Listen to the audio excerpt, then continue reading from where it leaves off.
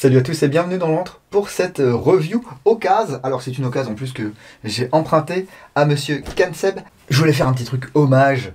C'est-à-dire quand il m'a dit je vais recommencer à faire des vidéos sur ma chaîne YouTube, je m'étais dit le jour où il recommence, je sors cette vidéo parce que c'est la dernière réplique qu'il avait traitée avant sa longue pause. Mais j'ai pas eu le temps, donc je la fais aujourd'hui. Il s'agit de la M4A1 DAS de chez GBLS. C'est parti.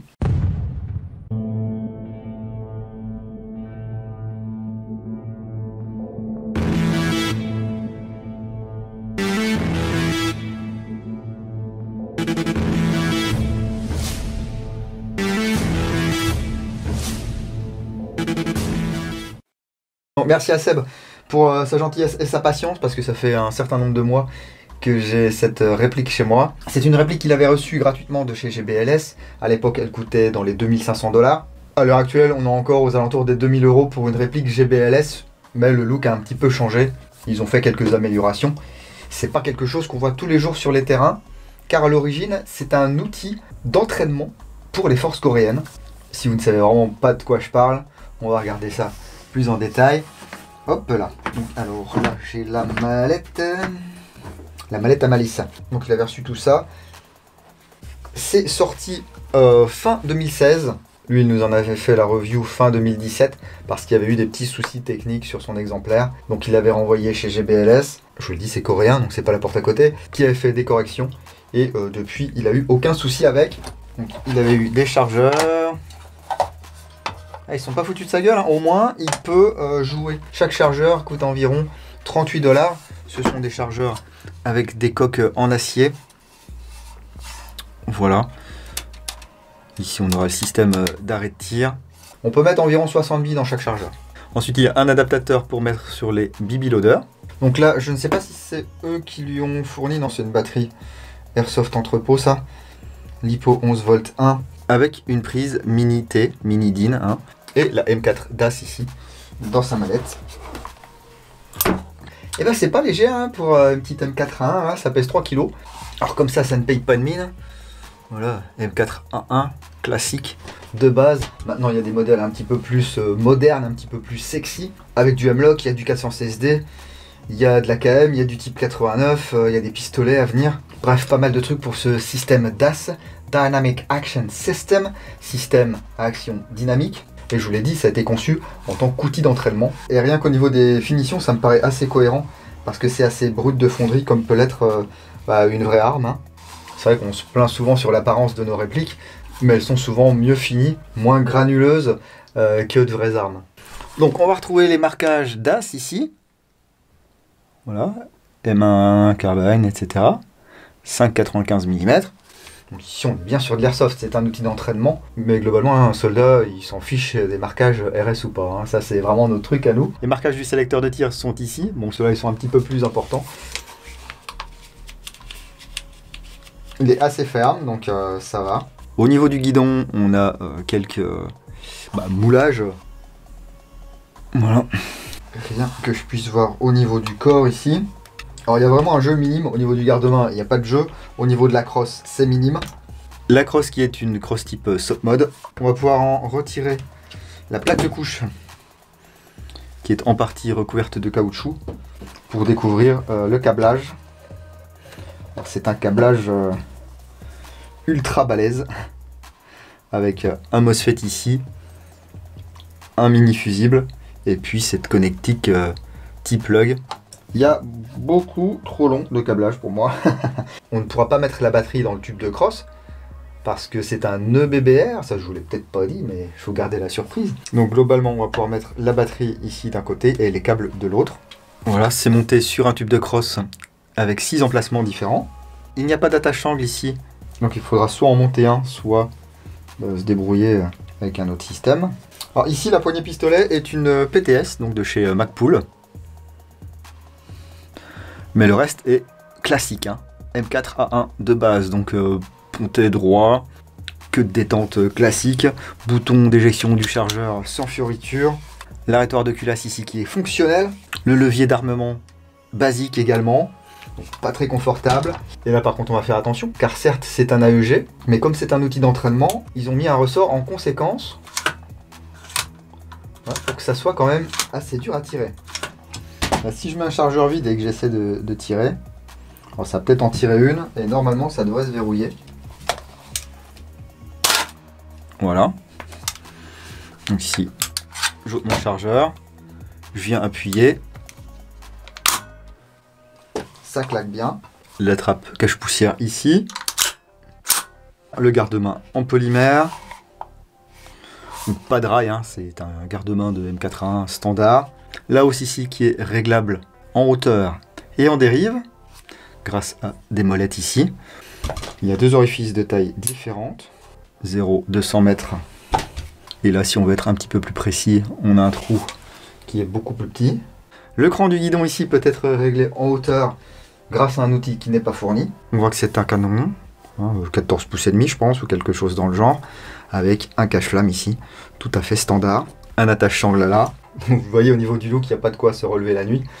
C'est un 4-1. Par contre, ce qui est intéressant, c'est que c'est un AEG, mais qui a à peu près les mêmes fonctions et les mêmes sensations qu'un GBBR, mais sans les désavantages, enfin sans le gros désavantage qui est gérer du gaz et gérer de la température. Ici c'est électrique, donc ça fonctionne à peu près partout, sauf sous l'eau bien sûr. Hein.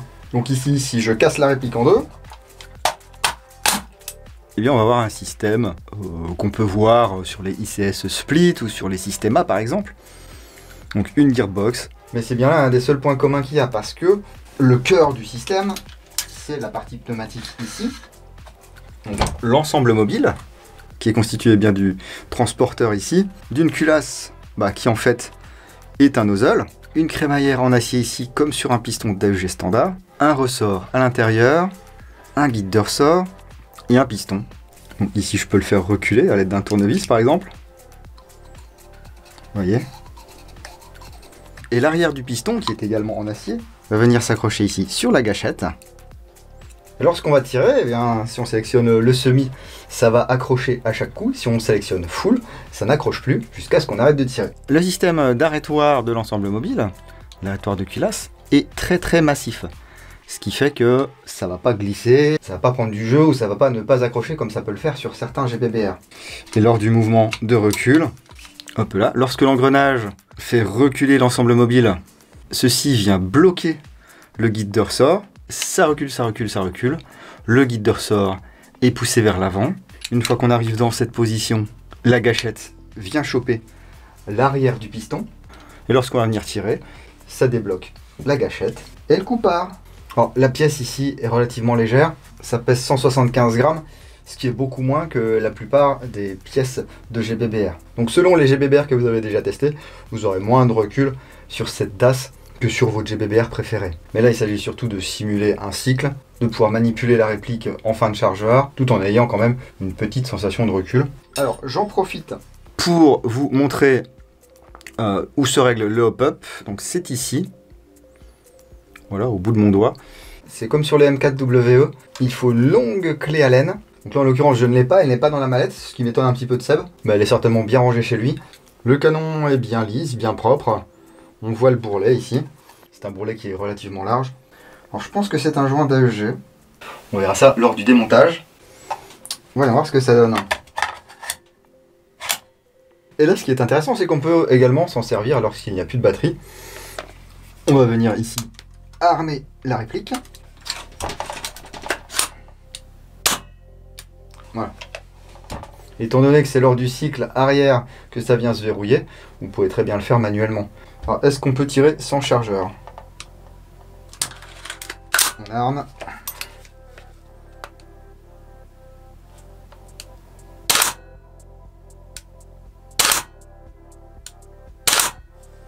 C'est super étrange.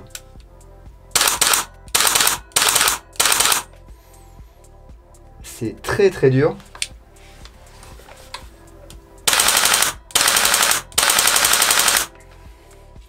Ça fait un bruit de tous les diables. Ouh, ça sent le chaud. Si je mets un chargeur, normalement, ça devrait pas tirer longtemps.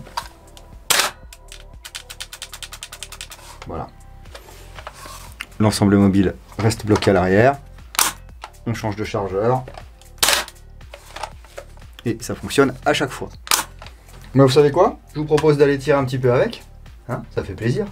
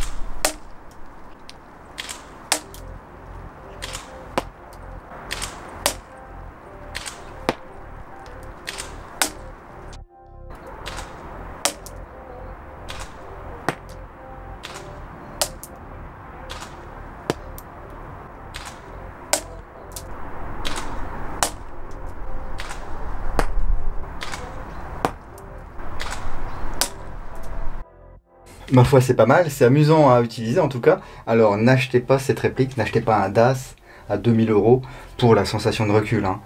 C'est anecdotique. Ça bouge un peu parce qu'il y a un cycle, mais je pense...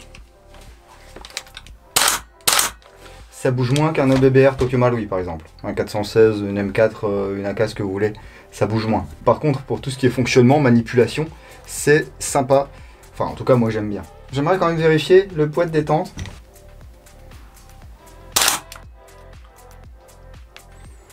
Je suis à 5 kg. 5 kg. 5 kg 06. 4,93 kg. Donc il faut appuyer environ 5 kg pour que le coup parte. Pour une réplique d'airsoft, ça commence à faire beaucoup. Donc ça va nécessiter un petit peu d'entraînement. Sinon on va mettre des coups de doigt, on va louper sa cible. Là on l'a vu, hein, 47 mètres, on arrive encore à toucher de manière tout à fait correcte une cible de la taille d'un buste. Je vous conseille de mettre un point rouge et de bien le régler sur cette réplique pour en profiter au maximum. Mais là, globalement, c'est assez satisfaisant d'utiliser ce DAS GBLS. Le seul problème qu'il va y avoir, c'est son prix. Donc à vous de voir si vous voulez dépenser 2000 €, voire plus, dans ce système. En tout cas, merci beaucoup à CanSeb pour m'avoir envoyé cette réplique. Merci de ta confiance, Seb. Merci de ta patience aussi, parce que ça fait longtemps que j'ai ta réplique. Je voulais vous présenter ce système. Voilà, quand je l'avais vu sur sa chaîne, j'ai dit c'est quand même intéressant. Il m'avait proposé de me la prêter. Moi, je l'avais testé chez Airsoft Entrepôt quand j'étais allé le voir là-bas. Je trouvais ça sympa comme principe. Je comprends même pas que quelqu'un n'y ait pas pensé avant. Mais il y a aussi une histoire de coût de recherche, de développement qu'on ne veut peut-être pas engager lorsqu'on est une compagnie d'airsoft toute simple, on va dire. Parce que là, GBLS ne se concentre pas sur le marché airsoft. Sinon, c'est forcément un échec cuisant. Tout le monde n'a pas 2000 € ou 2500 € à mettre dans un tel système, hein. Mais voilà, dites-moi ce que vous en pensez. Dites-moi si vous seriez prêt à craquer le petit billet ou si ça ne présente aucun intérêt pour vous. Tous les liens utiles sont dans la description de la vidéo, comme d'habitude. Donc n'hésitez pas à mettre un gros pouce pour cette vidéo. Abonnez-vous. Activez les notifications afin de ne rien louper de ce qui se passe sur la chaîne YouTube. C'est gratos les gars, abonnez-vous, un petit clic. Promis, je ne spamme pas. Et puis il y a également tous les liens pour soutenir l'antre. Ça me permet d'être un petit peu plus serein et de pouvoir refinancer un petit peu de matériel parfois quand j'ai un souci technique. Vous avez peut-être remarqué, depuis quelques vidéos, j'utilise un micro-cravate. Eh bien, le récepteur du micro-cravate vient de lâcher. Le truc est tout neuf, hein, il a un mois et demi. Ça va partir en service après-vente, je l'espère. Mais c'est un petit billet de 200 € là, à chaque fois qu'il s'en va, hein. Donc si votre soutien est tout à fait optionnel, il est fortement apprécié. Dans tous les cas, si vous ne voulez rien louper de ce qui se passe dans l'antre, vous pouvez me suivre sur Facebook, sur Instagram, sur Twitch et sur www.l'antredudingo.com. Continuez à prendre soin de vous. Si vous allez en jeu le week-end prochain, n'oubliez pas, jouez sérieusement mais sans vous prendre au sérieux. Et moi, je vous dis à bientôt dans l'antre du dingo. Bise.